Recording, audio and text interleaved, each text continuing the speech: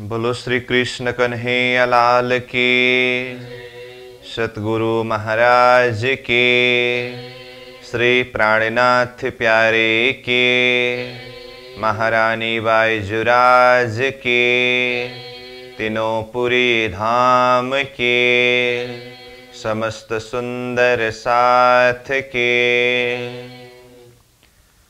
पूर्ण ब्रह्म श्री कृष्ण जय सच्चिदानंद। पूर्ण ब्रह्म श्री कृष्ण जय सच्चिदानंद। परम धाम की भूमि का आनंद ही आनंद। परम धाम की भूमि का आनंद ही आनंद। श्री प्राणनाथ निज मूलपति, श्री मेहराज सुनाम। तेज कुंवरी श्यामा जुगल को पल पल करूं प्रणाम। तेज कुंवरी श्यामा जुगल को पल पल करो प्रणाम प्रणाम। उपस्थित संपूर्ण सुंदर साथ जी, साधक एवं साधिकाएं, चर्चनी प्रशिक्षण सत्र का आज हम 39वां दिवस के पावन बैठक में उपस्थित हुए हैं। तो सर्वप्रथम आप सभी को सप्रेम प्रणाम एवं स्वागत करते हुए आज का कक्षा सत्र विषय प्रसंग को हम प्रारंभ करने जा रहे हैं। कल हमने रंगमहल का पांचवी भौम के विषय में वर्णन किया, चर्चा किया। तो अब पांचवी भौम के पश्चात आज का विषय प्रारंभ हो रहा है छठी भौम से। तो आइए अब छठी भौम में प्रस्थान करते हैं, पांचवी भौम से श्रेणी की मंदिर के द्वारा। तो जैसे छठी भौम में पहुंचे, संपूर्ण शोभा प्रथम भौम से लेकर के पांचवी भौम की तरह ही है। और जो विशेषता के हिसाब से देखें तो छठी भौम की विशेषता सुखपाल और तख्तरवा है। अब ये बहुत ही सहज है। अब छठी भौम के लिए अलग ही शोभा वर्णन करने की जरूरत नहीं है। तो सुखपाल और तख्तरवा जो छठी भौम की विशेषता बताया, तो सुखपाल का संख्या जो है 6000 की संख्या में है और तख्तरवा का संख्या जो है ये 1 है। तो ये सुखपाल और तख्तरवा दोनों परमधाम में विमान रूप साधन है। जैसे रंगमहल से बाहर विहार के लिए यानी कि भ्रमण के लिए चले जाते हैं, तो उस समय में सुखपाल अथवा तख्तरवा एक साधन के रूप में प्रयोग करते हैं। तो ये 6000 सुखपाल छठी भौम में 6000 बाहरी हार मंदिर जो है ना, तो बाहरी हार मंदिर 6000 में प्रत्येक एक एक मंदिर में एक एक सुखपाल रहते हैं। तो अब 6000 मंदिर बाहरी हार को तो हमें पुनः नक्शा बना करके वर्णन करने की कोई ज़रूरत नहीं है। प्रथम भौम से ही ये सारी शोभा वर्णन करके आए हैं, दिल दिमाग में अच्छी तरह से बैठा है। इसलिए मैं शब्द से ही बता रहा हूँ, इसके द्वारा ही सब पकड़ सकते हैं कि जैसे कहा बाहरी हार 6000 मंदिर में प्रत्येक एक मंदिर में एक एक सुखपाल होने से 6000 मंदिर में 6000 सुखपाल है। ठीक। अब एक तख्तरवा जो है, ये तख्तरवा का रहने का स्थान छठी भौम में 28 स्तंभ के चौक में ये तख्तरवा रहते हैं। बस इतना ही पकड़ना है। अब सुखपाल कैसा है, तो सुखपाल का थोड़ा कुछ वर्णन करना है। और तख्तरवा कैसा है, तख्तरवा का भी थोड़ा कुछ वर्णन करना है। तो अब हम पहले 6000 सुखपाल में से एक सुखपाल का वर्णन देखते हैं। तो जैसे सुखपाल एक विमान, एक साधन करके कहा, तो जैसे कि देखिए ये सुखपाल जो है ऐसे, इसमें 4 पाए हैं और ये 4 पाए के ऊपर 4 डांडे हैं, ठीक है। 4 पाए के ऊपर 4 डांडे हैं ऐसे,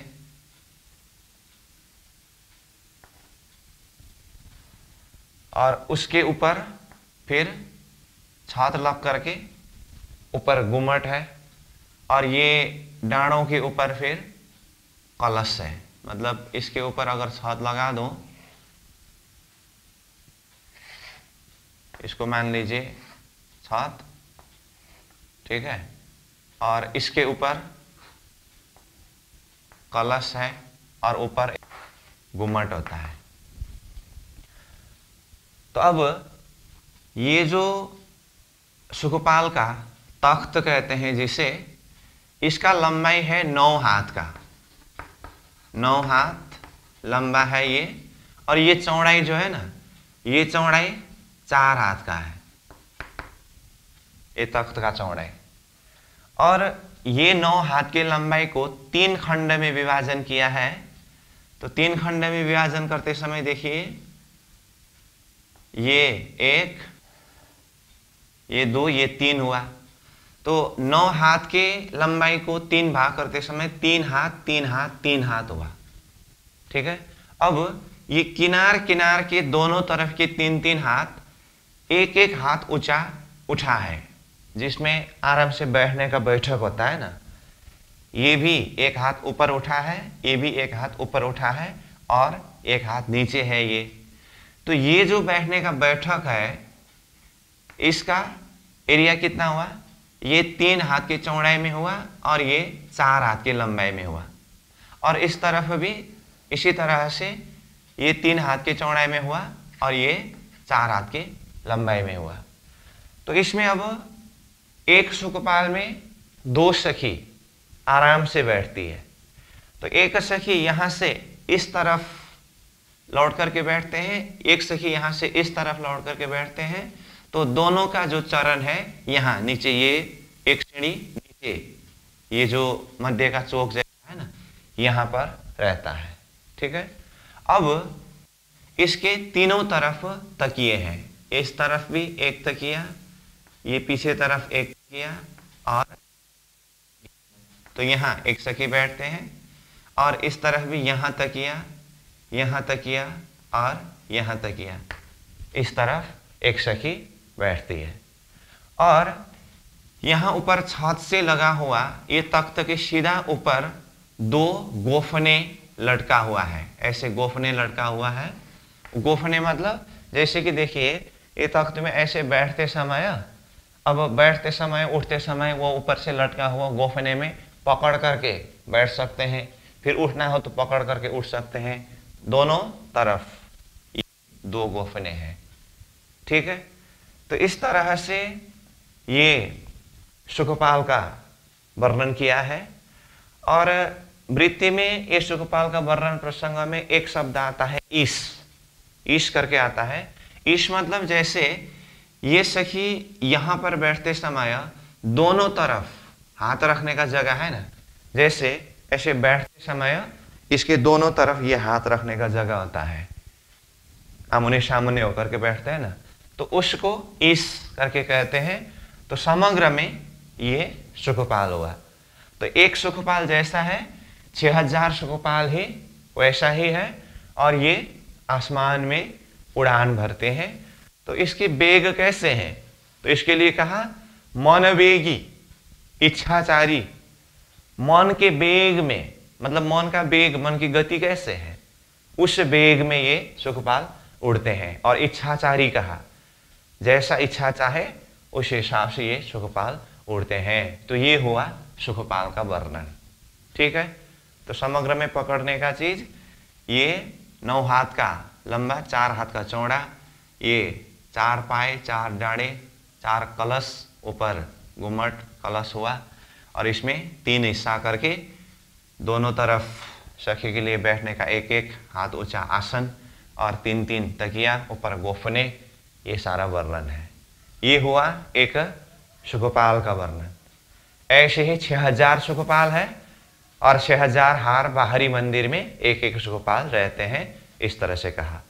और विशेष करके ये अष्टप्रहर की लीला प्रसंग में चौथी प्रहर का समय, 3 बजे का समय में तीसरी भौम के झरोखा में हाजिर होते हैं, और उसमें 1 शुकपाल में श्रीराज जी, श्यामा जी, और 1-1 शुकपाल में 2-2 सखियां करके 6000 शुकपाल आसमान में उड़ते हैं। और वन विहार की पूरी होने के पश्चात कृष्ण पक्ष के समय में हो तो 6 बजे आकर के चांदनी चौक में उतरते हैं, उसके बाद फिर छठी भौम में अपने स्थान में आते हैं। शुक्ल पक्ष का समय हो तो फिर 9 बजे सीधा 5वें भौम के झरोखा में आते हैं, राजश्याम जी सखियां वहां उतरते हैं, फिर शुकपाल छठी भौम में अपने स्थान में पधारते हैं। ये हुआ शुकपाल।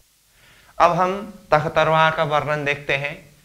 तखतरवा जो है एक ही बृहत यानी कि बड़ा विमान है, जिसमें राजश्यामा जी सहित 12,000 सखियां एक साथ बैठ सकते हैं। तो ये सैर के लिए जाते समय विशेष करके कृष्ण पक्ष के समय में, जब रंगमहल के इर्द गिर्द यानी कि जबेरों की नहर के एरिया से अंदर अंदर ही सैर के लिए जाते हैं, तो उस समय में इस शुकपाल का प्रयोग किया जाता है। और शुक्ल पक्ष के समय में जबेरों की नहर से बाहर बड़ीरांग तक सैर के लिए जाते हैं, तो उस समय में तखतरवा का प्रयोग किया जाता है। तो तखतरवा जैसे कि कहा एक बड़ा बृहत विमान रूप है, तो अब उसका वर्णन हम देखते हैं।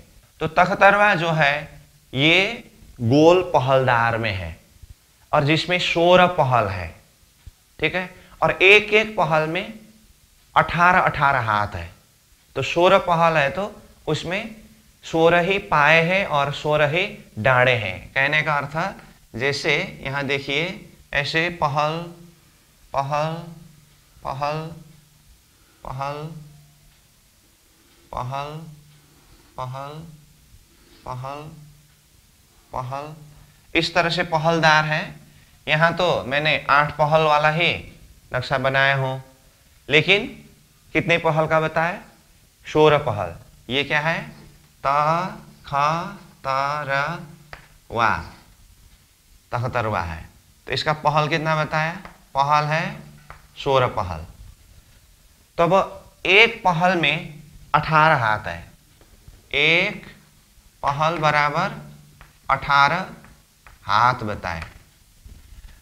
अब देखिए तखतरवा में 16 पहल कहा, एक पहल में 18 हाथ कहा। अब इसका गिरदा और लंबाई चौड़ाई खुद को निकालना है, तो कैसे निकालेंगे? 16 पहल है, 18 हाथ है एक पहल में, तो 16 गुना 18 करना होता है, तो गिरदा होता है। तो गिरदा जो है 16 गुना 18 कितना होता है? 288, 288। ये हाथ की बात है, 288 हाथ है। अब इसका लंबाई चौड़ाई भी देखें तो गिरदा से लंबाई चौड़ाई निकालने के लिए क्या करना होता है? 288 हाथ डिवाइड बाई 3 इजकल टू लंबाई चौड़ाई होता है, तो ये 96 हाथ का होता है। तो इस तरह से ये तखतरवा का हिसाब हुआ। कहने का अर्थ क्या हुआ? इसमें 16 पहल है, एक पहल में 18 हाथ है, पूरा गिरद एरिया 288 हाथ का है, और इसका लंबाई चौड़ाई 96 हाथ का है। और यहाँ नक्शा में मैंने 8 पहल का ही बनाया हूँ, इसको आप 16 पहल करके समझ लीजिए।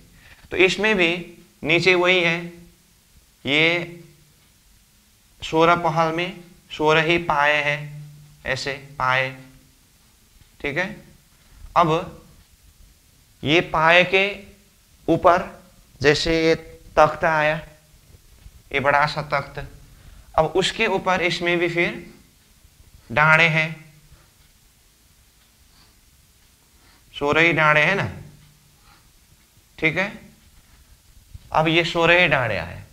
अब ये संपूर्ण डांडे से ऐसे चारों तरफ ऊपर डांडे आया और सब तरफ से ऊपर जाकर के ऐसे गुम्मट की सी शोभा, है ना, ऐसे शोभा होता है गुम्मट के जैसे, सब डांडे से मध्य में जाकर के, और उसके ऊपर कलश है।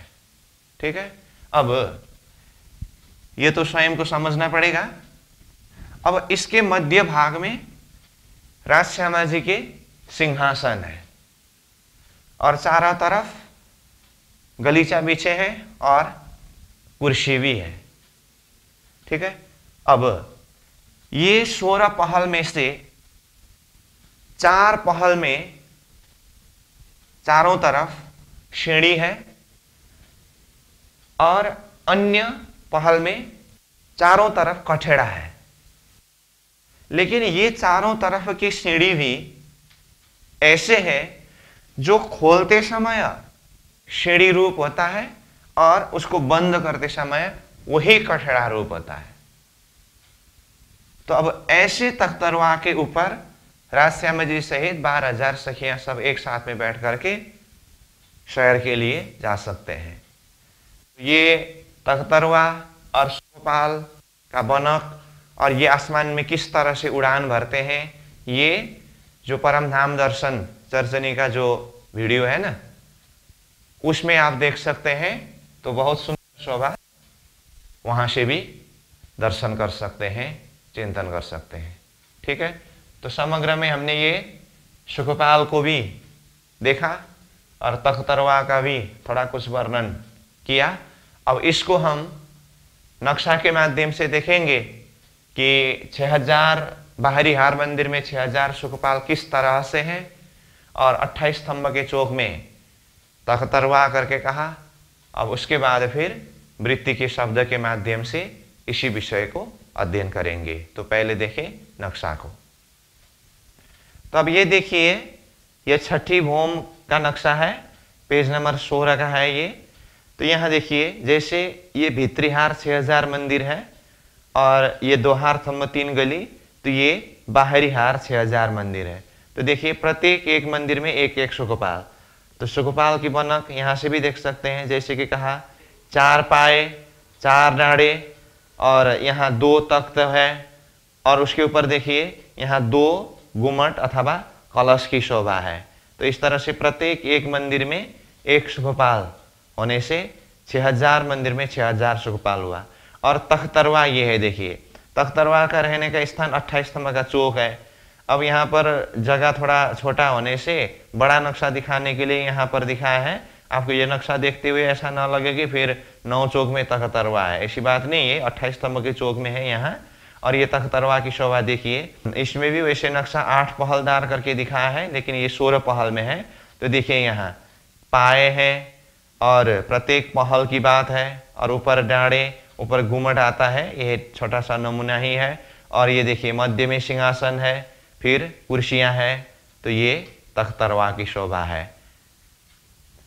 तो इस तरह से हमने छठी भूम का प्रसंग, सुखपाल और तख्तरवा की शोभा को थोड़ा कुछ वर्णन किया और नक्शा के माध्यम से भी देखा।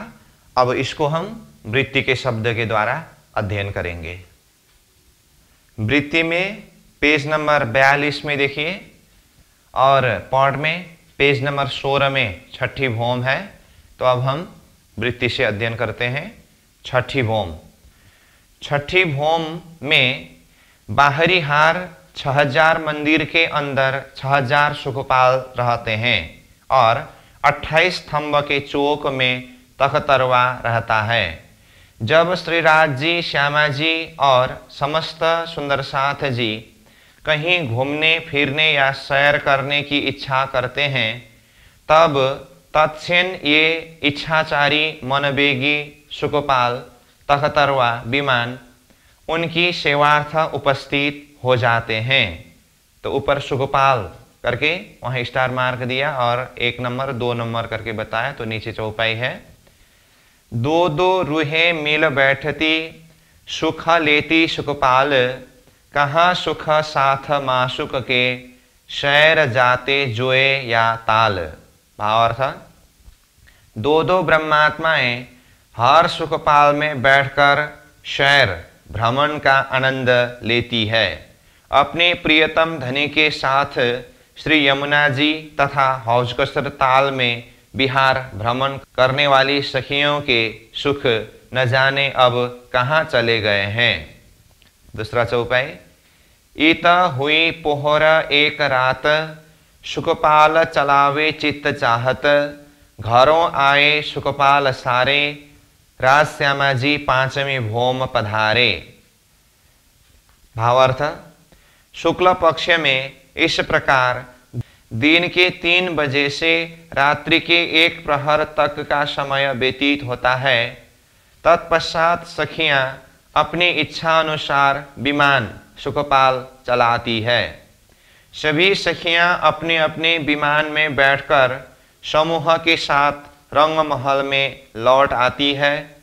श्री राज श्यामा जी सहित आई सखियां पांचवी भौम में स्थित अपने अपने मंदिर में जाती है और श्री युगल स्वरूप रंग परवाली मंदिर में पधारते हैं। तो इस तरह से सुखपाल के विषय में चौपाई सहित भावार्थ हुआ। अब ऊपर से देखिए फिर 25 पक्ष में नजदीक की शहर के लिए 6000 सुखपाल की सवारी की जाती है और यदि कहीं शहर के लिए सुदूर जाने की इच्छा हो तो एक ही तख्तरवा में श्री युगल स्वरूप सहित निखिल सुंदर साथ बैठकर चले जाते हैं। तो इस तरह से सुखपाल और तख्तरवा का रहने का स्थान और ये किस किस समय में किस तरह से ये साधन का प्रयोग करते हैं ये बात भी हुई। अब आगे सुखपाल का वर्णन है, इसको हम अध्ययन करें। सुखपाल श्री परम धाम का विमान रूपी साधन है जिसमें 2-2 सखियां आराम से बैठकर सवारी कर सकती है। इसका रंग हीरे सदृश श्वेत है जिसमें से अपार तेजमयी ज्योत निकल रही है। इसमें 4 पाए और 4 डांडे हैं। ये चारों डांडे लाल रंग के हैं। सुखपाल के तख्त की लंबाई 9 हाथ, चौड़ाई 4 हाथ और ऊंचाई 1 हाथ है। इसमें 2 ईश है। सुखपाल के अंदर दाएं और बाएं तरफ 2 गोफने लटके हुए हैं। ये गोफने गज भर के लंबे हैं जो हाथ से पकड़कर चढ़ने तथा उतरने के लिए उपयोग में लिए जाते हैं। तख्त पर अति मुलायम बिछौना बिछा हुआ है। उसके ऊपर एक गादी और एक चाकला बिछा हुआ है। इस चाकले में हीरों से कटावदार नक्काशी की गई है जो सुरम्य रूपेण झलक रही है और 3 तरफ तकिए हैं। एक तकिया पीछे की ओर, एक तकिया दाईं ओर तथा एक तकिया बाईं ओर है। ऊपर चंदवा झलझला रहा है जिसमें फिरती झालर लगी है। इन झालरों में से अपार तेज ज्योत निकल रही है। सुखपाल के डांडों पर सामने के दोनों ईशों पर विभिन्न प्रकार के नंग रत्नों के नक्काशीदार चित्र चित्रित किए हुए हैं। 4 डांडों के ऊपर 2 गुमटियां तथा 2 गुमटियों पर 2 कलश, 2 ध्वजाएं अत्यंत शोभायुक्त फहरा रहा है। दोनों स्वरूपों पर एक छतरी सुशोभित है जिसमें 5 रंग झलक रहे हैं। सुखपाल 4 पहलदार है।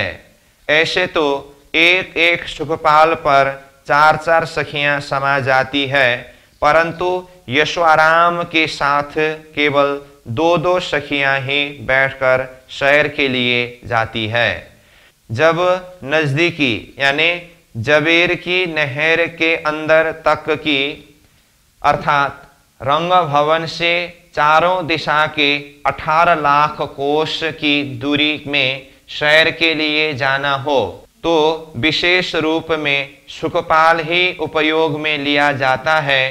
18 लाख कोष से आगे सुदूर की सैर में जाने के लिए तख्तरवा का प्रयोग किया जाता है। तो इस तरह से सुखपाल का वर्णन हुआ। अब तख्तरवा, तो तख्तरवा के विषय में भी हमने सारांश रूप में वर्णन किया। अब उसी को यहाँ वृत्ति के शब्द के द्वारा देखेंगे। तख्तरवा साधन सैर करने का सबसे बड़ा वाहन है, जो 16 पहलदार गोलावृत रूप में राष्ट्रपति भवन सदृश दृश्यमान होता है। यह हीरे सदृश श्वेत रंग का है, जिसमें से अपार तेजमय ज्योत निकल रही है। 12,000 ब्रह्म प्रियाओं सहित श्री युगल स्वरूप एक ही तख्तरवा नामक साधन में बैठकर सैर के लिए अति सुदूर 18 लाख कोस जबेर की नहर से आगे जाते हैं। तो तख्तरवा करके नीचे चौपाई बताया, जो दिल चाहे तख्तरवा 1000 बारे ले बैठत, राज श्यामा जी बीच में आकाश में उड़त। भावार्थ, जब श्री राज श्यामा जी की इच्छा दूर के सैर भ्रमण करने की होती है, तब वे बड़े विमान तख्तरवा में 12,000 सखीगण के मध्य में सिंहासन पर विराजमान होकर आकाश में उड़ान भरते हैं। इस तरह से तख्तरवा की सवारी की बात हुई। फिर ऊपर से देखिए, सुदूर की सैर के लिए विशेष तख्तरवा का ही प्रयोग किया जाता है। इसमें फिरते 16 पहल है। इसके पहल की लंबाई 18 हाथ है। तख्तरवा की लंबाई चौड़ाई 96 हाथ और गिर्द 288 हाथ है। इसके 16 पाए और 16 डाढ़े हैं। ये सभी डाढ़े लाल रंग के हैं। ऊपर फिरते 16 सुवर्णमय कलश है। कलशों पर ध्वजाएं फहरा रही है। यह दृश्य अति मनमोहक प्रतीत होता है। प्रत्येक खांच में ऊपर ईश में सुसज्जित विभिन्न रंगों की रत्न खंचित नक्शकारी कटाव सहसा मन को आकर्षित करती है। सर्व डाणों के ऊपर और फिरते सभी कलशों के बीच एक गुम्मट चमचमा रहा है। इस गुम्मट के ऊपर एक सुवर्णमय कलश है, जिस पर ध्वजा झिलमिलाती हुई फहरा रही है। तख्तरवा में नीचे गलीचा बिछा हुआ है और ऊपर सुमनोहर चंदवा टंगा है, जिसमें फिरती झालर लगी है। इन झालरों से अपार तेज ज्योत निकल रही है। मध्य में श्री युगल स्वरूप के लिए सिंहासन और सिंहासन को घेरकर चारों ओर 12,000 कुर्सियां धरी है, जिन पर निखिल सखियां बैठती है। दोनों स्वरूपों के ऊपर 2 छत्रियां हैं, जिसमें 5 रंग झलक रहे हैं। सिंहासन पर अति मुलायम बिछौना बिछा हुआ है। उसके ऊपर एक सुंदर गादी और गादी पर 2 चाकले बिछे हुए हैं। इन चाकलों पर हीरों से कटावदार नक्काशी की गई है, जो सुरम्य रूपेण झलकार कर रही है। किनार पर 16 डाढ़ों के साथ कमर भर ऊंचे कठेड़े फिरे हैं। तख्तरवा के 14 के हांसों को खोल देने पर ये कठेड़े ही सीढ़ियां बन जाते हैं और बंद कर देने पर ये सीढ़ियां ही पुनः कठेड़े बन जाती है।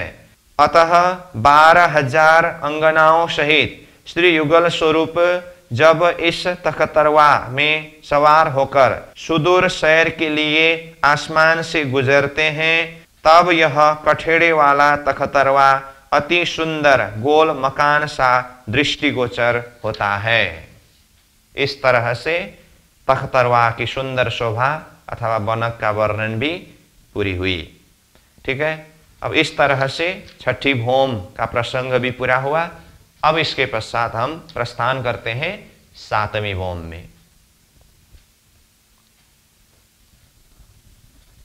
अब आइए सातवीं भौम में चलते हैं।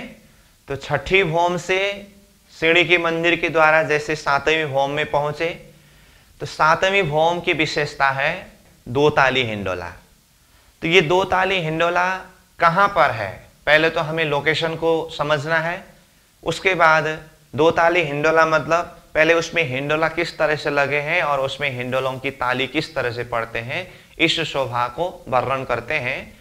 तो ये हिंडोला के लिए लोकेशन है, जैसे 6,000 मंदिरों के दो हार है। जैसे ये बाहरी हार 6,000 मंदिर हुआ, ठीक है, और ये भीतरी हार 6,000 मंदिर हुआ।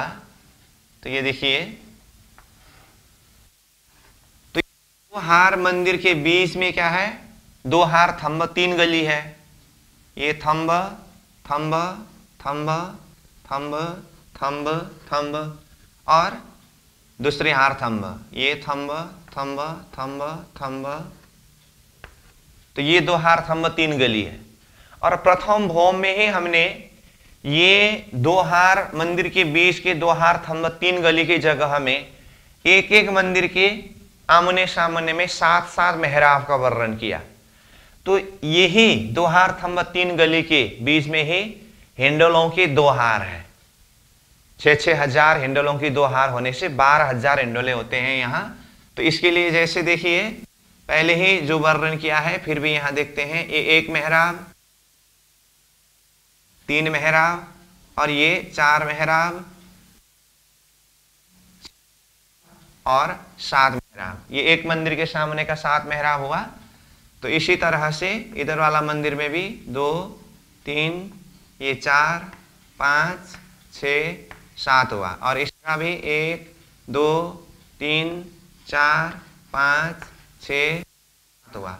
इस तरह से प्रत्येक मंदिर के सामने में ये जो मेहराब की शोभा है ना, अब इसी में से ये देखिए एक थंब से दूसरे थंब में जो लगा हुआ ये मेहराब है ना, तो इस मेहराब में एक हिंडोला है। देखिए ये एक हिंडोला है।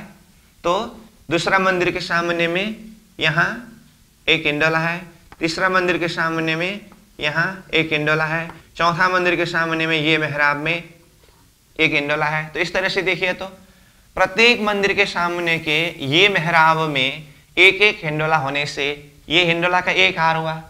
तो एक हार में कितने हिंडोले हुए, 6,000 हिंडोला। और ये दूसरा मेहराब जो है, दूसरे हार थंब में एक आपस में लगे हुए मेहराब में, इसमें भी हिंडोला 1, इसके सामने में यहाँ 2, इसके सामने में यहाँ 3, इसके सामने में यहाँ 4 करके इसमें भी 6,000 मंदिर के सामने के 6,000 मेहराब में 6,000 ही हिंडोला है। तो यहाँ हिंडोलों की संख्या कितना हुआ, 6,000 गुना 2 = 12,000 हिंडोला सातवीं भौम में है। अब इन हिंडोलों को दो ताली हिंडोला करके कहा। अब इसमें दो ताली कैसे पढ़ते हैं, देखिए यहाँ तो खाली हिंडोलों के हार दिखाने के लिए इस तरह से बताया है। अब ये हिंडोला जब झूलते हैं ना, जैसे देखिए ये मेहराब में हिंडोला है, ये मेहराब में हिंडोला है।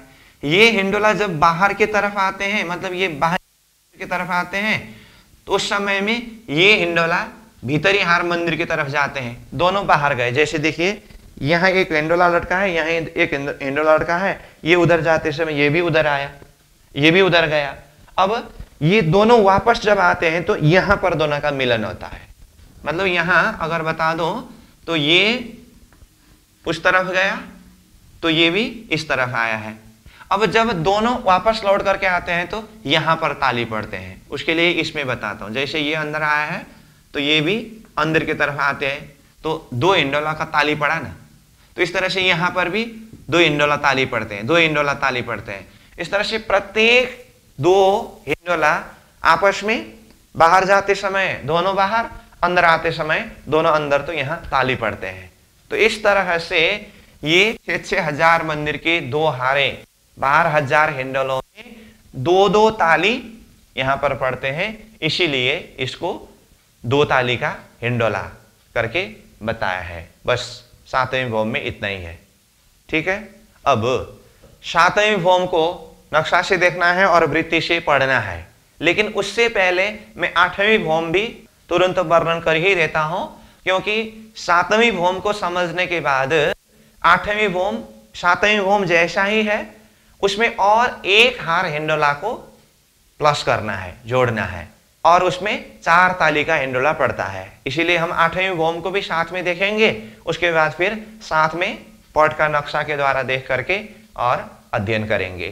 तो ये हुआ सातवीं भौम। ठीक है, अब आठवीं भौम, तो अब हम आठवीं भौम को देखते हैं। तो आठवीं भौम के लिए भी वही शोभा है। जैसे देखिए, ये 6000 मंदिर का बाहरी हार, और उसके बाद ये थम्ब का हार, फिर ये थम्ब का दूसरी हार, और उसके बाद फिर ये 6000 मंदिर का भीतरी हार। ठीक है, अब इसमें भी वही है मेहराब। ठीक है, ये मेहराब 1 2 3 4 5 6 7 1 2 3 4 5 6 7 1 2 3 4 5 6 7, इस तरह से सारा मेहराब। अब ये 2 हार थंब 3 गली के ऊपर जो लगा हुआ मेहराब में ही 8वीं भौम में हिंडोले लगते हैं।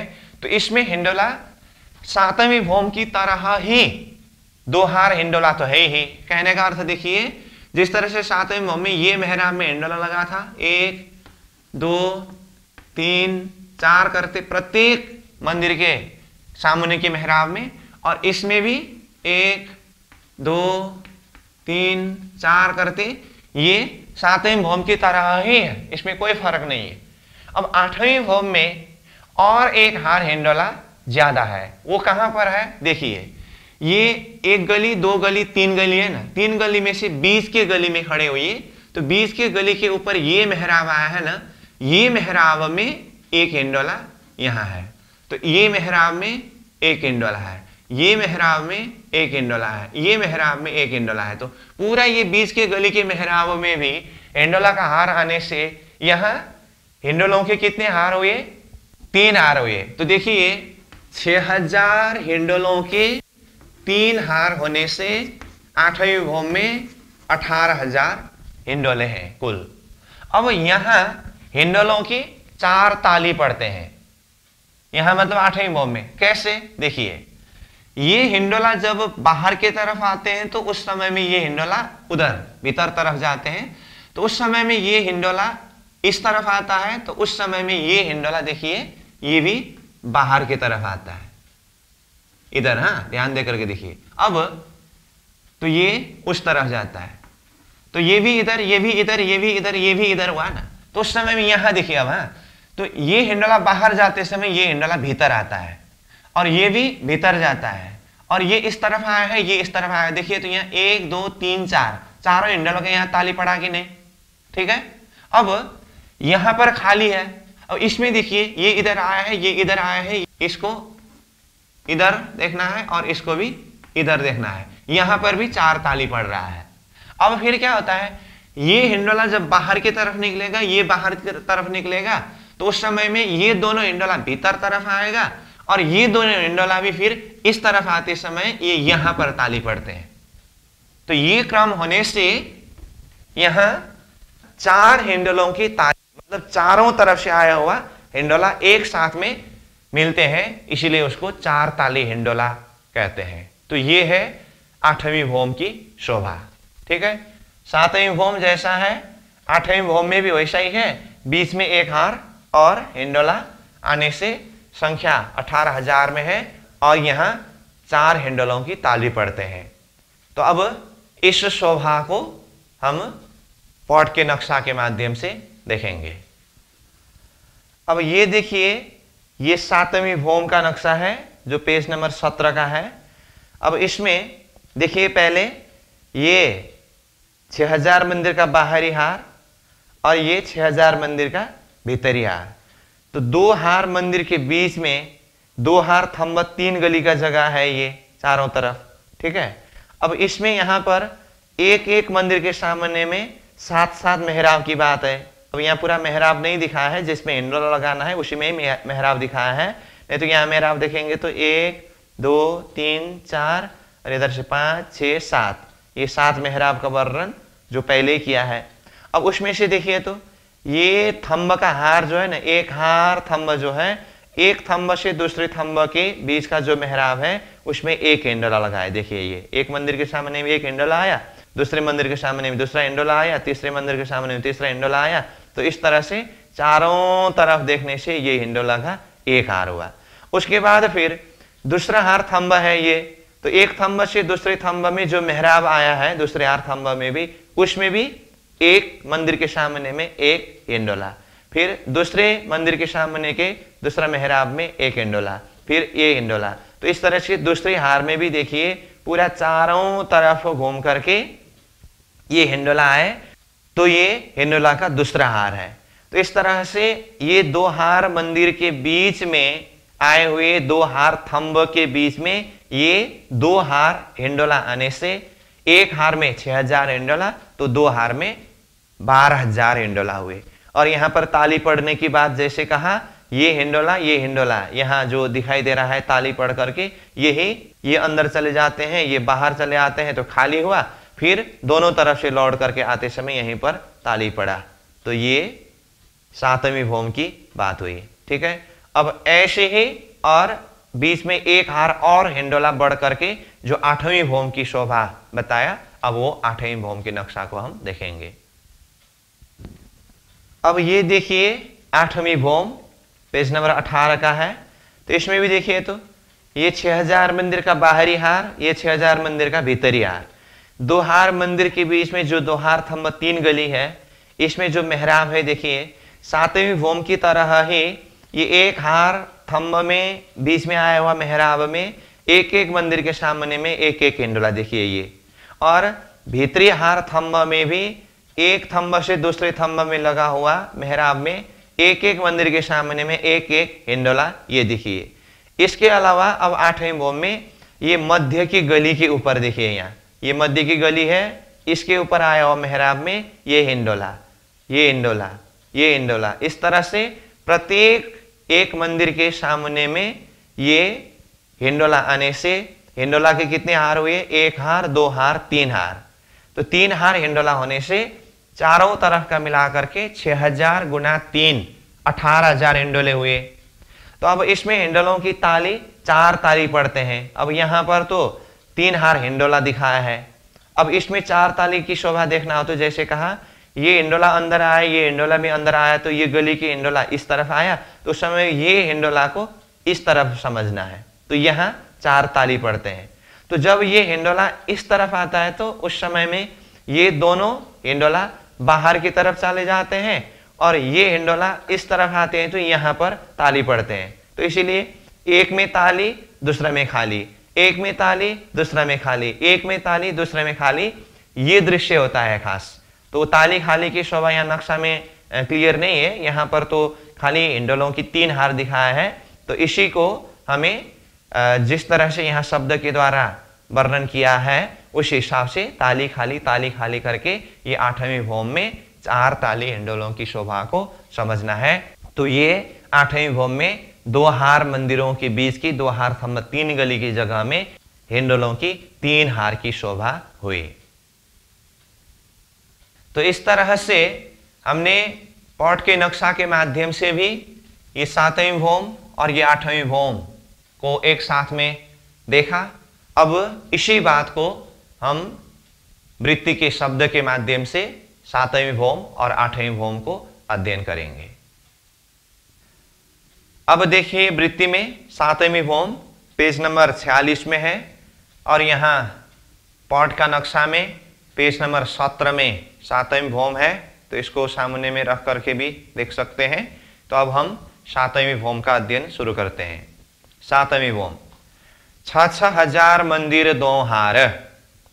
यहाँ बाहरी किनार में 6,000 मंदिरों की 2 हारें फिरी है और इन 2 हार मंदिरों के बीच में 2 हारें थंबों की फिरी है।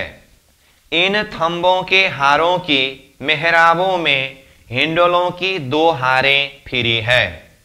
अब नीचे चौपाई। भौम सातमी किनार में मंदिर झरोखे जित, दोनों हारों हिंडोले छप्पर खटों के इत। भावार्थ, इस सातवीं भूमिका के किनारे पर शोभायमान मंदिरों की दोनों पंक्तियों के बीच में 6,000 स्तंभों की दोनों पंक्तियों में हिंडोले झूले लटके हैं। वे हिंडोले खट छप्पर की भांति के हैं। उसमें सखियां होड़ लगाकर झूलती है। यहाँ हिंडोलों की 2 ताली पड़ती है। दूसरा चौपाई। हांसी होत है इन समय, सुन सुन शोर रसाल, हंस हंस के हंसत सब संग हिंचे नूर जमाल। भावार्थ, यहाँ सातवीं भौम में कर्णप्रिय ध्वनि को सुनकर सखियां परस्पर खिलखिलाकर हंसती है। श्री राज जी भी उन ब्रह्मात्माओं के साथ हंसते मुस्कुराते हुए झूला झूलते हैं तथा आनंद लेते हैं। फिर ऊपर से देखिए, दोनों हारों के कुल 12,000 हिंडोले हुए। यहाँ सातवीं भौम में 2-2 हिंडोलों की ताली पड़ती है। हिंडोले खट छप्पर 6 खानेदार छत्री वाले की भांति के हैं। यहाँ श्री राज श्यामा जी सर्व सखियों को होड़ लगाकर हिंडोलों में झुलाते हैं। श्री राज श्यामा जी और समस्त सुंदर साथ आमने सामने नजरें मिलाकर इशारों से झूलते हैं। तो इस तरह से 7वीं भौम का वर्णन हुआ। तो साथ में 8वीं भौम का भी शोभा हमने सारांश रूप में वर्णन कर चुके हैं, इसीलिए अब वृत्ति से 8वीं भौम को भी अध्ययन करेंगे। तो इसके लिए नक्शा में पेज नंबर 18 में देखना होगा। तो देखिए अब 8वीं भौम। 8वीं भौम में भी बाहरी किनार में 6,000 मंदिरों की 2 हारें हैं, जिनके मध्य में थंबों की 2 हारें फिरी है। उन थंबों की 2 हारों के मध्य में हिंडोलों की 2 हारें फिरी है। पुनः हिंडोलों की 2 हारों के बीच की गली में हिंडोलों की तीसरी हार फिरी है। तो देखिए ये 8वीं भौम में बीच की गली में हिंडोलों की तीसरी हार करके कहा। इस तरह तीनों हारों के कुल 18,000 हिंडोले हुए। यहाँ क्रमशः 4-4 हिंडोलों की ताली पड़ती है। तो नीचे चौपाई। इसी भांत भौम 8वीं 4-4 खट छप्पर, चारों तरफों हिंचत ये शोभा कहो क्यों कर। भावार्थ, 7वीं भौम की तरह ही यहाँ 8वीं भूमिका में भी मंदिरों की 2 हारों के बीच की गली में जो 6,000 थंबों की 2 हारें हैं, उन थंबों की मेहराबों में 3 हार हिंडोले लगे हैं।